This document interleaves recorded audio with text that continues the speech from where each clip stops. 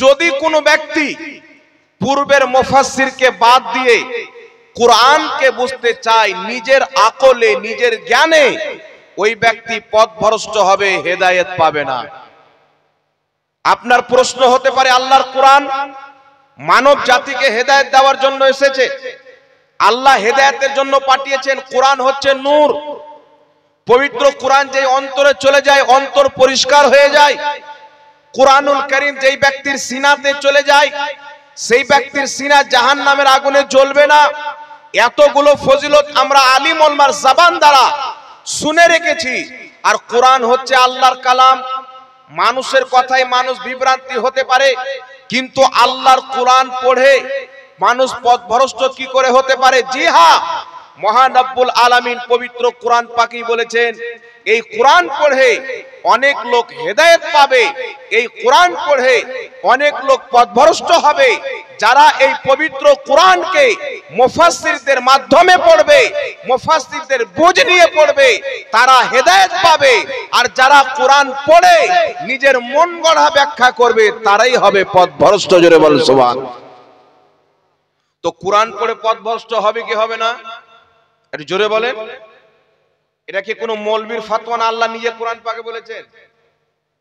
আল্লাহ নিজেই কোরআন পাকে বলেছেন, কোরআন পড়ে অনেক লোক পথভ্রষ্ট হবে, অনেক লোক হেদায়েত পাবে। বর্তমান জামানাতে কোরআনের নাম নেনেওয়ালা অনেক রয়েছেন, হাদিসের নাম নেনেওয়ালা অনেক, এমন কি যে নিজের নাম আহলে সুন্নাত ওয়াল জামাতকে বাদ দিয়ে আহলে হাদিস পর্যন্ত রেখেছেন, কিন্তু তারা হাদিস বুঝে নিজের মন মতো, মুহাদ্দিসদের দ্বারা হাদিস বুঝে না। কোরআন পড়ে নিজের মন মতো, কিন্তু মুফাসসিরদের যারা কোরআন বুঝে না, কোরআন পাকের মন গড়া তাফসীর করে তারা পথভ্রষ্ট হয়ে গেছে। এই জন্য কোরআনকে যদি বুঝতে হয় মুফাসসিরদেরকে বুঝতে হবে। ইমাম জালালউদ্দিন সিয়ুতির তাফসিরে জালালাইন বুঝতে হবে, ইমাম সিয়ুতির দুররে মানসুর বুঝতে হবে, ইমাম বাগাবীর তাফসিরে বাগাবী বুঝতে হবে, ইমাম নিশাপুরীর তাফসিরে নিশাপুরী বুঝতে হবে, ইমাম বাইজাবির তাফসিরে বাইজাবী বুঝতে হবে। যত বড় বড় মুফাসসিরগণ কুরআনুল কারীমের তাফসির লিখেছেন, তাদের তাফসির পড়ে যারা বয়ান করবে তারা হেদায়েত পাবে, যারা তাদের বয়ান শুনবে তারাও হেদায়েত পাবে। আর যারা কুরআনুল কারীমকে পড়ে সমস্ত মুফাসসিরের ব্যাখ্যা বাদ দিয়ে নিজের মন গড়া ব্যাখ্যা করবে, তারা নিজেও পথভ্রষ্ট হবে, জাতিকেও পথভ্রষ্ট করবে। এই কথা আমাদেরকে মনে রাখতে হবে বাবা। কোরআন হচ্ছে আল্লাহর কালাম। সামান্য একটা এমবিবিএস ডক্টর যদি আমাদের কোনো ওষুধ লিখে দিয়ে দেয়, জাতা শিক্ষিত ব্যক্তি ওই ওষুধের নাম বলতে পারে না, পড়তে পারে না। আল্লাহ পাকের কোরআন আপনি বুঝে নেবেন, আমি বুঝে নিব, এটা আমার আপনার ক্ষমতা নয়। আরে সাহাবায়ে কেরাম আল্লাহর কোরআনকে সবচাইতে বেশি বুঝতেন, নবীর হাদিসকে সবচাইতে বেশি বুঝতেন, কিন্তু সাহাবায়ে কেরাম নিজেই নিজে ফতোয়া বের করে, মাসলা বের করে আমল করতেন না। সাহাবায়ে কেরামের মধ্যে যেইগুলো সাহাবা মুজতাহিদ ছিলেন, তিনারা মাসলা বের করতেন, বাকি সমস্ত সাহাবা মুজতাহিদ সাহাবার তাকলিদ করতেন। জোরে বল সুবহানাল্লাহ। কোন সাহাবার তাকলিদ করতেন? মুজতাহিদ সাহাবার। যেমন আব্দুল্লাহ ইবনে মাসউদ মুজতাহিদ তবকার সাহাবী, আব্দুল্লাহ ইবনে ওমর মুজতাহিদ তবকার সাহাবী, জাবির ইবনে আব্দুল্লাহ মুজতাহিদ তবকার সাহাবী। সাহাবায়ে কেরামের মধ্যে কয়েকজন মুজতাহিদ তবকার সাহাবী ছিলেন, তিনারা গবেষণা করে মাসলা বের করতেন, বাকি সমস্ত সাহাবা তিনাদের তাকলিদ করতেন, তিনাদের বের করা মাসলা মেনে তিনারা আমল করতেন। জোরে বল সুবহানাল্লাহ। কথা বুঝতে পারছেন বাবা? এখন কিছু জাহিল মার্কেটে বেরিয়েছে, তারা বলতে চায় মাযহাব সাহাবায়ে কেরাম মানেনি, বলতে চাই কি চাই না? কিন্তু সাহাবায়ে কেরাম, আমরা হাদিস বুখারী কিতাব খুলে পড়ি, মুসলিম কিতাব খুলে পড়ি, তিরমিজি কিতাব খুলে পড়ি, সাহাবায়ে কেরাম ডাইরেক্ট নবী মুস্তাফার জবানে হাদিস শুনেছেন। जिनारा नबी मुस्ताफार सामने डायरेक्ट तिनार जबान থেকে হাদিস শ্রবণ করেছেন তিনারা পর্যন্ত মুস্তাহিদ সাহাবার মাযহাব মেনেছেন। জোরে বলতে হবে সুবহানাল্লাহ। কথা বুঝতে পারছেন বাবা? আপনাদের জনগণকে বুঝার জন্য বলছি, একটু লক্ষ্য করে শুনেন। আচ্ছা বলেন তো বাবা, আপনাদের মুর্শিদাবাদে জলঙ্গিতে একটা বিমল দাসের বেটা বেরিয়েছে। এ নিজের ফেসবুক আইডিতে আইম্মা হযরত, ইমামগণ, ফকিগণ, ওলামায়ে কেরামের ইবারতগুলির উল্টা পুল্টা ব্যাখ্যা করে জাতিকে প্রমাণ করতে চাই মাযহাব মানা যাবে না। এ গোটা বাংলাদেশ ভারতে এটা বলতে চাই, ইমামে আজম আবু হানিফা যিনি 5 লক্ষ হাদিসের হাফিজ ছিলেন, যিনি তাবেঈ ছিলেন, সাহাবাকে দেখেছিলেন, তিনার মাযহাব মানা যাবে না। ইমাম শাফির মাযহাব মানা যাবে না। ইমাম মালিকের মাযহাব মানা যাবে না। ইমাম আহমদ বিন হাম্বল যিনি কমবেশ 10 লক্ষ হাদিসের হাফিজ ছিলেন, তিনি কুরআন হাদিস থেকে যে মাসলা বের করেছেন, তিনার মাসলা মানা যাবে না। 4 ইমামের মাযহাব মানা যাবে না, বিমল দাসের বেটার মাযহাব মানা যাবে। নাউজুবিল্লাহ বলেন। ইমামে আজম আবু হানিফা কুরআন হাদিসের যে ব্যাখ্যা করেছেন, তোমার নিকটে সেটা যদি না মানা যায়, ইমাম শাফি রাহমাতুল্লাহ আলাইহি কুরআন হাদিসের যে ব্যাখ্যা করেছেন সেটা যদি না মানা যায়, ইমাম মালিক রাহমাতুল্লাহ আলাইহির ব্যাখ্যা যদি না মানা যায়, তো তোমার মতন বিমল দাসের বেটার ব্যাখ্যা কে মানবে? কথা মনে হয় বুঝতে পারেননি বাবা? কথা বুঝতে পারছেন? 4 ইমামকে মানতে হবে না, বলতে চাই 4 ইমামকে তালাক দাও, আমাকে মানো। আর কিছু মাতাল সমাজের ছেলে পিলা আছে আমাদের ইয়াং জেনারেশন, এ মনে করছে সুবহানাল্লাহ, এ তো হাদিসের দলিল দিয়ে কথা বলছে, মানে এ বলতে চাই আবু হানিফা যে দলিল দিয়েছেন সব বেকার হাদিস, ইমাম শাফি যে দলিল দিয়েছেন সে বেকার হাদিস। আরে তুমি কি বুঝবে ইমাম মালিক রাহমাতুল্লাহ আলাইহির মর্যাদা, ইমামে আজম আবু হানিফার মর্যাদা? শুনো, ইমামে আজম আবু হানিফা রাহমাতুল্লাহ আলাইহি বলছেন, রাআইতু, আমি দেখেছি কাকে? আনাস ইবনে মালিক, নবীর সাহাবী আনাস ইবনে মালিককে। আর যেই ব্যক্তি সাহাবাকে দেখে তার মর্যাদা কি রকম? খায়রুল কুরুনের ব্যক্তি, খায়রুল কুরুনের জামানার ব্যক্তি ইমামে আজম আবু হানিফা রাহমাতুল্লাহ আলাইহি, ইনার ব্যক্তিত্ব কত বেশি মর্যাদাশীল একটু লক্ষ্য করে শুনেন। আমার আপনার নবী সাল্লাল্লাহু আলাইহি ওয়াসাল্লাম বলছেন, সুসংবাদ তাদের জন্য যারা আমাকে দেখলো, আমাকে দেখনে ওয়ালাকে দেখলো, আর যারা তাদেরকে দেখলো। জোরে বল সুবহানাল্লাহ। কয় শ্রেণীর ব্যক্তির জন্য আমার নবী সুসংবাদ দিয়েছেন? যেই ব্যক্তি নবীকে দেখলেন ইমানের চোখে, ইমানের সহিত ইন্তিকাল করলেন সাহাবী, নবী বলছেন তাদের জন্য সুসংবাদ। যারা ইমানের সহিত সাহাবাকে দেখলেন, ইমানের সহিত ইন্তিকাল করলেন অর্থাৎ তাবেঈ, নবী বলছেন তাদের জন্য সুসংবাদ। আর যারা ইমানের সহিত তাবেঈকে দেখলেন, ইমানের সহিত ইন্তিকাল করলেন, তিনাদেরকে বলা হয় তাবা তাবেঈ, ইনাদের জন্য নবী সুসংবাদ দিয়েছেন। আরে ইমামে আজম আবু হানিফা রাহমাতুল্লাহ আলাইহি জিনার ব্যাপারে রাসূল পাক সুসংবাদ পেশ করেছেন, আর তুমি 1450 বছর পর দাসের বাড়িতে জন্ম নিয়েছো, তোমার তো কোনো খবরই ছিল না। তো জিনার সুসংবাদ রাসূল আজম দিয়েছেন, সেই ইমামে আজম আবু হানিফা কোরআন হাদিস বুঝে, কোরআন হাদিসের দলিল দিয়ে যে মাসলা বের করেছেন সেটা যদি না মানা যায়, তো তোমার মতন মাতাল, তোমার মতন গাঁজাখোর, তোমার মতন হারামখোরের ফতোয়া কি করে মানা যাবে? বেশক হক है। কথা মনে হয় বুঝতে পারেননি? কিছু লোকের এতটুকু আকল নাই। ইমামে আজম আবু হানিফা সাহাবীর জামানার লোক। এই খায়রুল কুরুন, যে জামানাকে আমার নবী খায়রের জামানা বলেছেন, ভালাইয়ের জামানা বলেছেন, ওই জামানার ইমামে আজম আবু হানিফা, আপনি বলেন যে ইমামে আজম আবু হানিফা কমবেশ 5 লক্ষ হাদিস মুখস্থ জানতেন, রাসূলের প্রত্যেকটি হাদিসের উপরে তিনার দৃষ্টি ছিলেন, এই রকম একজন মুস্তাহিদ ইমামে আজম আবু হানিফার মাযহাবকে যারা বলে মানা যাবে না, আজকের যে মাতাল বক্তা বলে তার কি করে মানা যাবে? উনার চাইতে হাদিস বেশি বুঝনেওয়ালা চলে এসেছে, উনার চাইতে বেশি কোরআনকে বুঝবে, উনাদের চাইতে হাদিস বেশি কি করে বুঝবেন? শুনেন, আপনি আমি বুখারী কাগজের পাতার হাদিসকে পড়েছি, ইমামে আজম আবু হানিফা তাদের কাছে হাদিস শুনেছেন যিনারা ডাইরেক্ট নবী মুস্তাফার কাছে হাদিস শুনেছেন। জোরে বল সুবহানাল্লাহ। সুবহানাল্লাহ। এখন মানুষকে একটা বুদ্ধি দেওয়া যায় মাযহাব মানা যাবে না, যুক্তি দিবে যুক্তি। কিছু ভাদর মাসের পাগলা মৌলবি বেরিয়েছে, ভাদর মাসে দেখবেন কিছু কুকুর পাগল হয়ে যায়। একজন ব্যক্তি যদি কুকুর পুষে, তো মালিক ব্যতীত যাকে দেখবে ঘাউ ঘাউ করবে।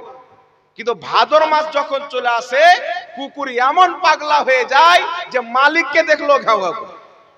তো এরকম ভাদর মাসের কিছু মৌলবি বেরিয়েছে, এরা মানুষকে বলতে চায় যে ইমামে আজম আবু হানিফা যখন মাযহাব প্রতিষ্ঠিত করেননি তার আগে কোন মাযহাব মানতেন। শয়তানের যুক্তি, তার আগে কোন মাযহাব মানতেন। এখন বলেন এরা যেইগুলো প্রশ্ন আজকের কাঠমোল্লা সমাজের কিছু ছেলে পেলেকে শিখিয়ে তাদের ঈমানকে নষ্ট করছে, একটু আমাকে আপনারা উত্তর দেন। এই সমস্ত প্রশ্ন ইমাম তিরমিজি জানতেন কি জানতেন না? ইমাম ইবনে মাজাহ জানতেন কি জানতেন না? কথা বলেন। ইমাম আবু দাউদ জানতেন কি জানতেন না? ইমাম জালালউদ্দিন সিউতি জানতেন কি জানতেন না? ইমাম বাগাবী জানতেন কি জানতেন না? আরে শুনেন, জিনাদের কিতাব পড়ে তুমি মৌলবি হয়েছো, জিনাদের কিতাব পড়ে মৌলবি ফতোয়া দেয়, তিনারা নিজেই মাযহাব মানতো। সুবহানাল্লাহ বলেন। সুবহানাল্লাহ সুবহানাল্লাহ। ইমাম মোল্লা আলী কারি রাহমাতুল্লাহ আলাইহি যিনি মক্কা মদিনার ইমাম ছিলেন, আচ্ছা বলেন তো বাবা, এখন মক্কা মদিনার ইমামের হাওয়ালা দেওয়া হয় কি হয় না? এই জোরে বলেন, হয় কি হয় না? আমার আপনার নবী সাল্লাল্লাহু আলাইহি সাল্লাম বলেছেন, এই একটু লক্ষ্য করে শুনেন, আমার আপনার নবী সাল্লাল্লাহু আলাইহি সাল্লাম বলেছেন, মিশকাত শরীফ কিতাবুল ফিতানের মধ্যে হাদিস, কিয়ামতের পূর্বে কিছু মুনাফিক মক্কা মদিনাতে মুসলমান সেজে দখল করে থাকবে, কবজা করে থাকবে। কিয়ামতের পূর্বে ওখানে তিনটা জালজালা হবে। কটা জালজালা বুঝেন তো? তিনবার ভূকম্প হবে, মুনাফিক ভয়ে পালিয়ে যাবে, মুমিন মুসলমান আবার কবজা করবে। সুবহানাল্লাহ। আজ থেকে ৭০-৭৫ বছর পূর্বে মক্কার ইমাম সুন্নি, মদিনার ইমাম সুন্নি। আজ থেকে ১৫০-২০০ বছর পূর্বে মক্কার ইমাম সুন্নি, মদিনার ইমাম সুন্নি। আজ থেকে ৩০০ বছর পূর্বে মক্কা মদিনার ইমাম সুন্নি জামাতের। আজ থেকে ৪০০ বছর পূর্বে মক্কা মদিনার ইমাম সুন্নি জামাতের। আজ থেকে ৫০০ বছর পূর্বে মক্কা মদিনার ইমাম সুন্নি জামাতের। আজ থেকে ৯০০ বছর পূর্বে মক্কা মদিনার ইমাম সুন্নি জামাতের ইমাম। আরে যুগ যুগ পর্যন্ত মক্কা মদিনাতে যারা ইমামতি করেছে তারা সুন্নি জামাতের ছিল। নারায়ে তাকবীর, নারায়ে তাকবীর, নারে রিসালাত, মাসলাকে আলা হযরত, মুনাজির আহলে সুন্নাত, নারায়ে তাকবীর। আর বেশক হযরত, আজকে ১৫০ বছর পূর্বে আমেরিকার পাঁও চাটনেওয়ালা হুকুমত, বার্তানিয়ার দালালি করনেওয়ালা হুকুমত, ইসরায়েলের তালওয়া চাটনেওয়ালা হুকুমত আরবের মাটিতে এসে কিছু লোক আমাদের সমাজের যুবক ভাইকে বুঝাতে চায়, আরবে কেন কিয়াম হয় না, আরবে কেন মিলাদ হয় না, আরবে কেন জুলুস হয় না, আরবে কেন নবীর নাম চুমু দেয় না, আরবে কেন ফাতিহা হয় না, আরবে কেন মুহররম পালন হয় না। আরে পড়ো কিতাব মিশকাত শরীফ কিতাবুল ফিতান, নবী পাক বলেছেন কিয়ামতের পূর্বে মুনাফিক মুসলমান সেজে মক্কা মদিনা দখল করে থাকবেন। তো বুঝা গেল এই বর্তমান জামানায় কিয়াম যখন থেকে বন্ধ হয়েছে, যখন মুনাফিকি হুকুমত এসেছে, মিলাদ বন্ধ হয়েছে, যখন মুনাফিকি হুকুমত এসেছে, নবীর হাদিস অনুযায়ী সেখানে দুরূদ বন্ধ হয়েছে, যখন মুনাফিকি হুকুমত এসেছে। কিন্তু আলহামদুলিল্লাহ যখন হাজারো বছর ঈমানদারদের হুকুমত ছিল, মক্কাতে কিয়াম হয়েছে, মদিনাতে মিলাদ হয়েছে। বলুন সুবহানাল্লাহ সুবহানাল্লাহ। বেশক হক হযরত। আজকে ৫০০ বছর পূর্বে মক্কা মদিনা হারিয়ে গেছিল, আজকে ৬০০ বছর পূর্বে মক্কা মদিনা হারিয়ে গেছিল, ৭০০-৮০০ বছর পর্যন্ত মক্কাতেও মিলাদ হয়েছে, মদিনাতেও মিলাদ হয়েছে। মক্কার অলি গলি ইয়া নবী সালাম আলাইকের আওয়াজে গুঁজেছে, মক্কাতে পতাকা উত্তোলন হয়েছে, মদিনাতে জুলুস বেরিয়েছে, মক্কাতে জুলুস বেরিয়েছে। শুনো, তোমরাও মক্কা মদিনাকে ফলো করো, আমরাও মক্কা মদিনাকে ফলো করি। তোমাদের আমাদের তফাৎ হলো মক্কা মদিনাতে যখন মুস্তাফার গোলামদের হুকুমত ছিল, আমরা ওই মক্কা মদিনাকে ফলো করি, আর তোমরা ওই মক্কা মদিনাকে ফলো করো যেই মক্কা মদিনাতে এখন ইহুদিদের গোলাম বসে। বেশক হক হযরত। তো তারাও মক্কা মদিনা মানে, আমরাও মক্কা মদিনা মানি কি মানি না? কিন্তু আমরা ওই মক্কা মদিনাকে মানি যখন মক্কার ইমাম মুস্তাফার গোলাম ছিল, মদিনার ইমাম নবী মুস্তাফার আশিক ছিল, কাবার ইমাম মুস্তাফার সচ্চা পাক্কা ওয়ারিস ছিল।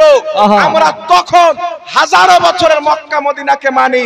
তোমাদের আমাদের তফাৎ হলো, তোমরা আজ থেকে ৭০-৭৫ বছর পূর্বে আমেরিকার দালাল ইহুদির পাঁচাটা গোলাম আপনার মুনাফিকি হুকুমত আসার পর তোমরা ওই মক্কা মদিনা মানো।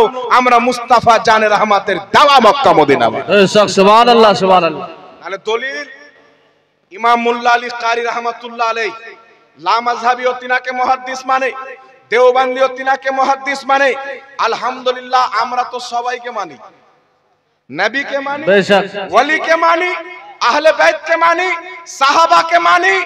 আল্লাহর কসম খেয়ে বলি, এই পৃথিবীর মাটিতে একটি জামাত যাদের কলিজাকে যদি চিরে দেখা যায়, তাদের কলিজাতে সর্বপ্রথম খোদার মহব্বত পাওয়া যাবে, তারপর নবীর মহব্বত পাওয়া যাবে, তারপর সাহাবা আহলে বাইতের মহব্বত পাওয়া যাবে, তারপরে আউলিয়ায়ে কিরামের মহব্বত পাওয়া যাবে। সুবহানাল্লাহ। নারায়ে তাকবীর, নারায়ে তাকবীর, নারে রিসালাত, মাসলাকে আলা হযরত, দ্বীন ইসলাম।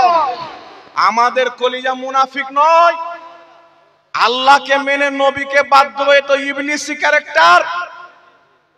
ইবলিস বলছিল আল্লাহ তোমাকে সাজদা করেছি, করব, আদমের সামনে মাথা নত করব না। সে মনে করতো আমি তো পাক্কা তাওহীদ মাননেওয়ালা, আল্লাহকে এক মাননেওয়ালা, আল্লাহ বাদ দিয়ে আদমের সামনে কেন ঝুঁকবো? তো আল্লাহ বলেছিল শুনো, যেই তাওহীদে নবীর মহব্বত নাই, আমি আল্লাহ ওই তাওহীদকে ভালোবাসি না।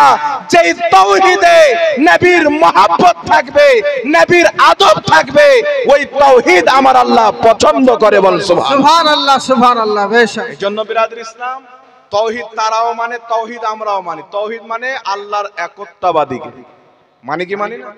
তারাও মানে আমরাও মানি। মানার তফাৎ হচ্ছে তারা ইবলিসের মতো মানে, আমরা ফেরেশতাদের মতো মানি। জি, আপনি বলবেন কেমন করে? ফেরেশতা আল্লাহকে মানতেন, সাজদা করতেন, আল্লাহর ইবাদত করতেন। ইবলিসও আল্লাহকে মানতেন, আল্লাহ আর মানতো, আল্লাহকে সাজদা করতো, ইবাদত করতো। সবচাইতে উঁচু পদে ছিল ইবলিস। ছিল কি ছিল না? সবচাইতে উঁচু পদে। আল্লাহ পাক বললেন উসজুদু লি আদম, আমাকে তো অনেক সাজদা করেছো, আমার ইবাদত করেছো, একটু আদমের সম্মান করো, আদমের তাজিম করো। তো ফেরেশতারা কোন তাওহীদকে নিলেন? ফেরেশতা জানেন তাওহীদ আমরা মানি, তবে আল্লাহকে সাজদা করেছি, আল্লাহকে মানি। আল্লাহ যাকে মানতে বলবে তাকেও মানতে হবে। এই জোরে বলেন, মানতে হবে কি হবে না? আল্লাহকে মানি, আল্লাহ যাকে মানতে বলবে, যার সম্মান করতে হবে, তাকেও মানতে হবে। ইবলিস আল্লাহকে সাজদা করত, কোনো দ্বিধাবোধ করতো না। আল্লাহকে সাজদা করতে তার কোনো লজ্জা ছিল না, আল্লাহর ইবাদত করতে তার কোনো লজ্জা ছিল না। কিন্তু আদমের জন্য ঝুঁকার যখন সময় চলে আসলো, তাকে লজ্জা লেগে গেল, শরম লেগে গেল, আদমের সামনে ঝুঁকলো না। কিন্তু ফেরেশতা বললেন আমরা আল্লাহর সামনে সাজদা করেছি, আল্লাহ যদি আদমের সামনে ঝুঁকতে বলে, তার সম্মান করতে বলে, এটা কোনো লজ্জার বিষয় নয়, এটা আল্লাহরই সম্মান রাখা হলো, কারণ হুকুম হচ্ছে আল্লাহর।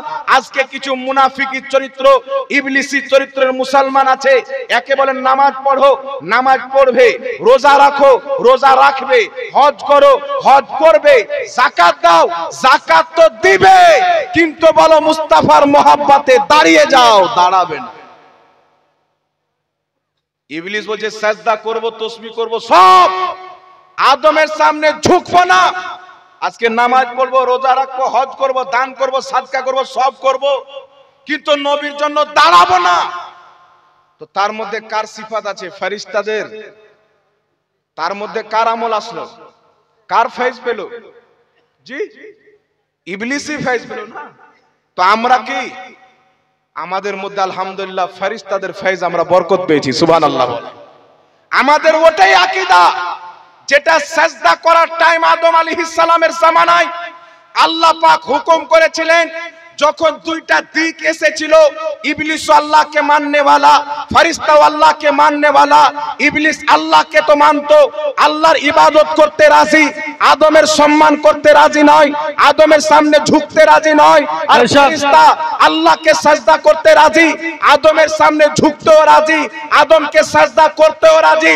আজকে যদি দুনিয়াতে দেখতে পাওয়া যায়, ওয়াহাবিকে বলো নামাজ তো পড়বো, নবীর সম্মানে দাঁড়াবো না, সুন্নিকে বলো নামাজও পড়বো, নবীর সম্মানে সালাত ও সালাম। সুবহানাল্লাহ সুবহানাল্লাহ। তো বিরাদ ইসলাম, আল্লাহ পাক যাদেরকে ঈমান দিবে তারাই না ঈমান পাবে? আর জোরে বলেন, যাদেরকে আল্লাহ ঈমান দিবে তারাই না ঈমান পাবে? এখন হাওয়ালা দিচ্ছে সৌদি আরবে, এবারটা মানুষকে বোঝায় কোরআন আর সহিহ হাদিস ছাড়া কিছু মানা যাবে না। আর এ আবার বলছে কি যে সৌদি আরবে হয় না, এর মানে আর কোরআন হাদিস সব সৌদি আরব। বুখারীতে যদি থাকে নবী লিখতে জানে, সৌদির ইমাম যদি বলে দেয় নবী লিখতে জানে না, আর সৌদির ইমামের হাদিস বড়, নবীর বুখারীর হাদিস কম ছোট। জি জি। আর এটা আমি মাজাক বলছি না, আমার কাছে প্রমাণ আছে, চ্যালেঞ্জ দিয়ে বলছি।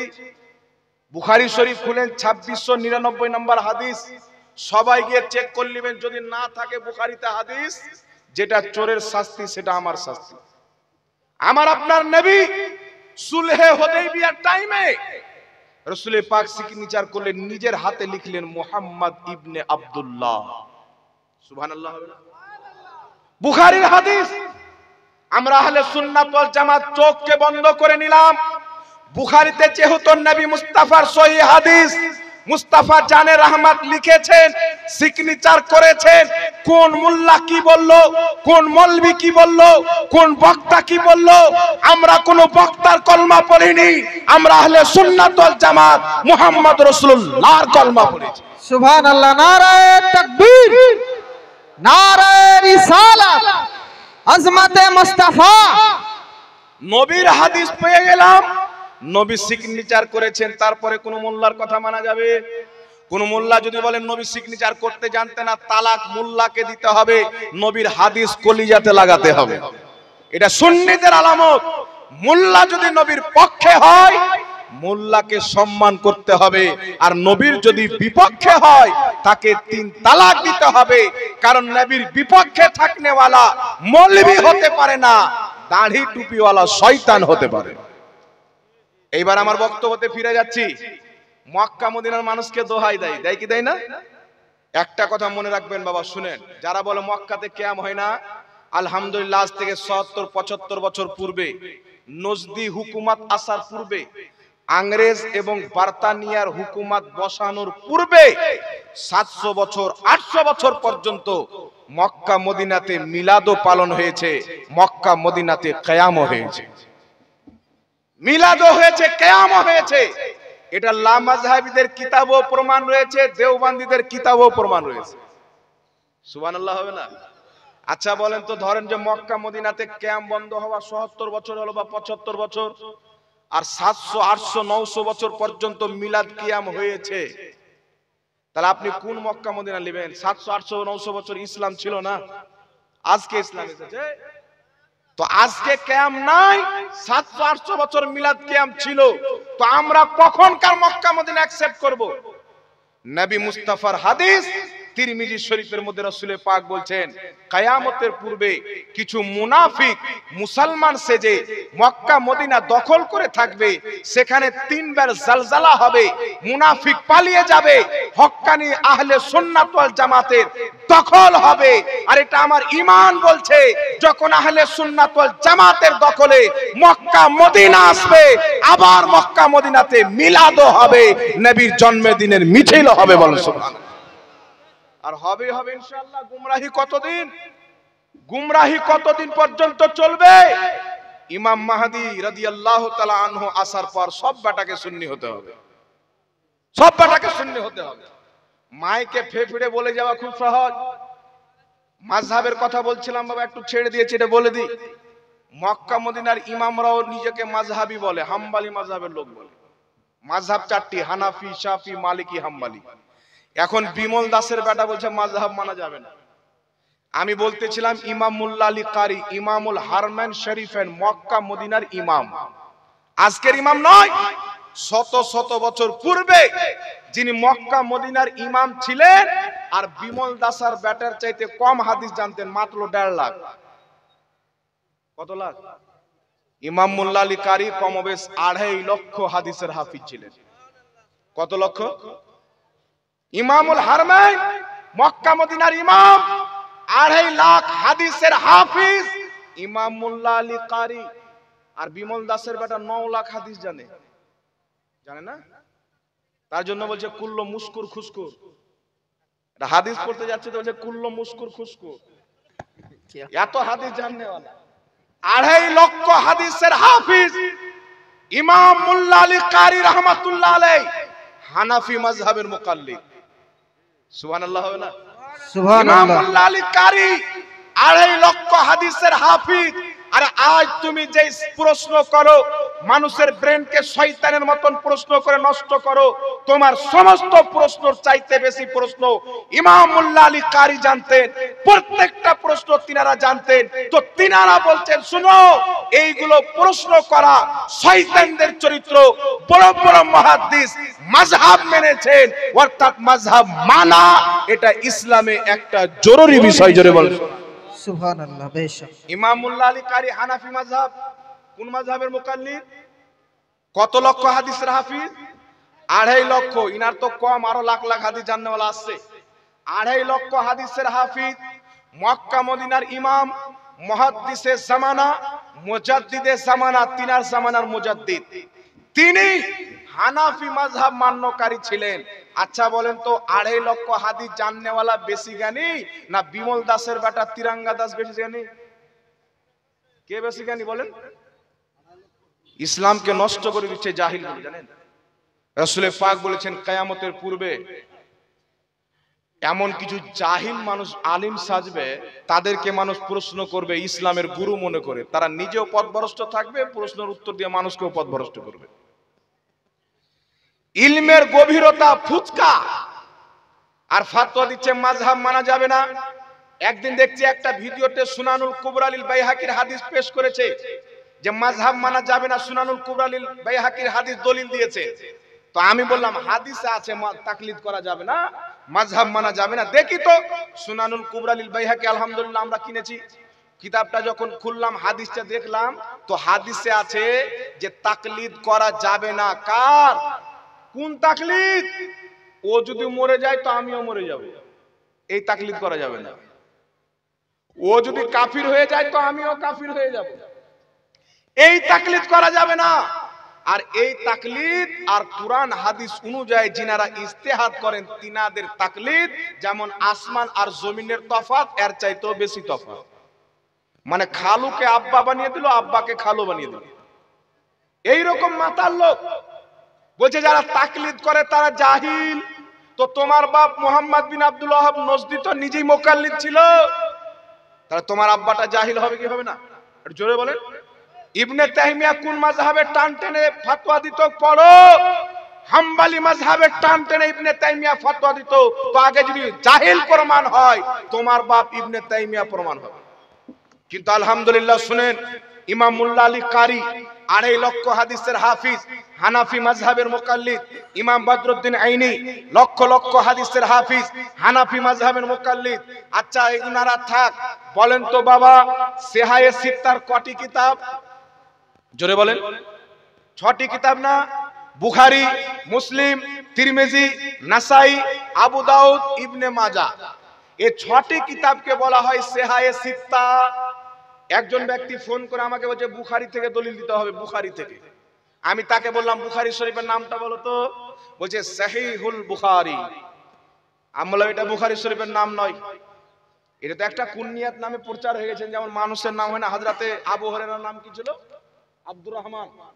কিন্তু নবী পাক একটা কুনিয়াত নাম কি দিলেন? আবু হুরায়রা। মাশহুর হয়ে গেলেন আবু হুরায়রা নামে। উনার আবু হুরায়রা নাম বেশি লোক জানে, আব্দুর রহমান নামটা কম লোক জানে। তো বুখারী শরীফের নাম বলো তো। বলছে সহিহুল বুখারী। আমি বললাম এটার নাম নয়, ভালো করে বলো। তো বলছে সহিহুল বুখারী। আমি বললাম বুখারীর নাম বলো, বলছে সহিহ বুখারী। আমি বললাম মাতাল বুখারী শরীফের নামটা জানো না আর বুখারী বুখারী বলে চিল্লাও? আরে বেগার ইশকে মোহাম্মদ जो पढ़ते हैं बुखारी आता है बुखार उसको नहीं आती बुखारी। জি বেশক ওয়াহাবি বুখারী বুঝে যাবে, এটা কোনোদিন মুমকিন নয় মহান। কারণ বুখারী শরীফ তারাই বুঝতে পারবে যাদের সিনা মুস্তাফার মোহাব্বতের মদিনা হবে। বল সুবহানাল্লাহ। তা আমাকে বলছে হুজুর বুখারী শরীফের নাম সহিহ বুখারী নয়। আমার নাম এটা বুখারী শরীফের নাম হলো আল জামিউল মুসনাদ আস সহিহ আল মুখতাসার মিন উমুরে রাসূলুল্লাহ সাল্লাল্লাহু আলাইহি সাল্লাম ওয়া সুনানিহি ওয়া আয়ামিহি। এটা হলো বুখারী শরীফের নাম। যে বুখারী বলে বলে চিল্লাই ওর আব্বা দাদা গোটা গোষ্ঠী নামটা জানে না, আর বুখারী বলতে বলতে মুখের থুপ বের করে দেয়। এই নামটা মনে হয় আপনারাও শুনেননি, হুজুররা জানবেন, এখানে অনেক উলামায়ে কেরাম আছে। এটা হলো বুখারী শরীফের আসল নাম।